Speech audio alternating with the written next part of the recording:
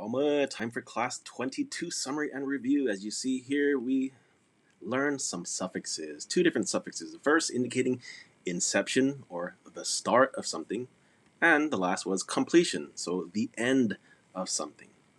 So to indicate inception, the beginning of something, it is guha, guha, guha. And completion is magwe, magwe, magwe. So, using some verbs that we learned in the past, to eat and drink, this first word, tsugakuha, tsugakuha, means to start eating, to start eating. Oh my gosh, what is going and to start drinking is hibikuha, hibikuha. To finish eating and drinking is tsukamagwe, tsukamagwe or hibimagwe, hibimagwe. So just take the verb and put that suffix right at the end of it. So in this class, I asked these questions. First, uha a verb kuha. Uha a verb kuha, which means have you started verbing? Remember, is you, ha is a indicate you're asking a question. So have you started drinking or verbing rather? And the second one is uha a verb magwe. Uha a verb magwe. Have you finished verbing? So again, if we use the verb for to eat, I would say uha tsugakuha. Have you began eating? Or uha tsugamagwe. Have you finished eating? If the answer is affirmative, yes, I have already began eating, is what you see here. Aha, mu'asunu tsugakuha. Aha, mu'asunu tsugakuha. Aha, remember, is an affirmative, just kind of saying yes. The second word mu'asu means already. Mu'asu, ne, I, tsugakuha. Started eating. If the answer is negative, you would say kai, kai shunu tsugakuha. Kai, kai shunu tsugakuha. Remember, kai is a negation. It would mean no. Kaishu means not yet. So kai shunu tsugakuha. I have not yet started eating. You can also swap these two words around. Mu'asu ne, you can say ne mu'asu tsugakuha. Or kaishu ne, instead you can say ne kaishu tsugakuha.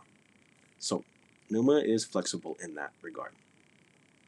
And your answer would be the same for the affirmative or negative of drinking, but you just use the verb hivi for to drink. All right. Another way of answering the negative is kaishu ne, not yet, and dogishu ne hivi wen, which means I am still drinking. Dogishu means still. Ne hivi wen, I am drinking. Remember that one suffix we learned in the past is like the English suffix ing. Hivi wen is drinking.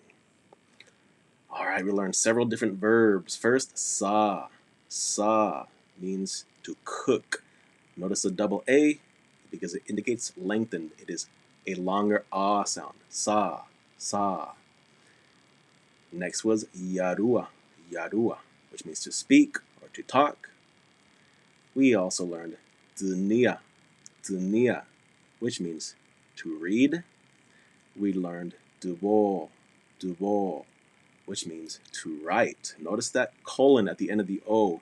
You don't have to put that include that there. I just added there for learning purposes to show that it indicates a lengthened O sound. Dubo. I can't use a double O for lengthened O because a double O is oo. So dubo. This is a lengthened O sound. The verb for to sing. One of the verbs for to sing is dunikwuh. To cry, yaga.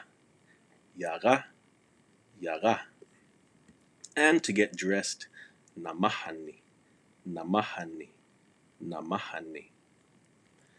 All right, toward the latter part of the class, I switched it up a bit, and instead of having just one person that I was asking about if they started or finished, I would ask about two people. So the goal was to practice listening for who out of two people I'm asking about. If I ask about the woman, you would have to recognize I'm asking about the woman versus the man. So in that case, the question would be sunanaha, verb kuha, or verb magwe, which means I'm asking about the man. Sunana, the man. Has the man started or finished verbing?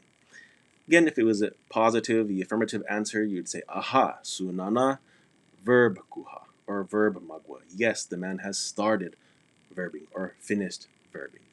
And I'm sure you can figure it out. If it was the negation, it would be kai, sunana kai, verb kuha. No, the man has not started verbing, or kai verb magwa has not finished verbing.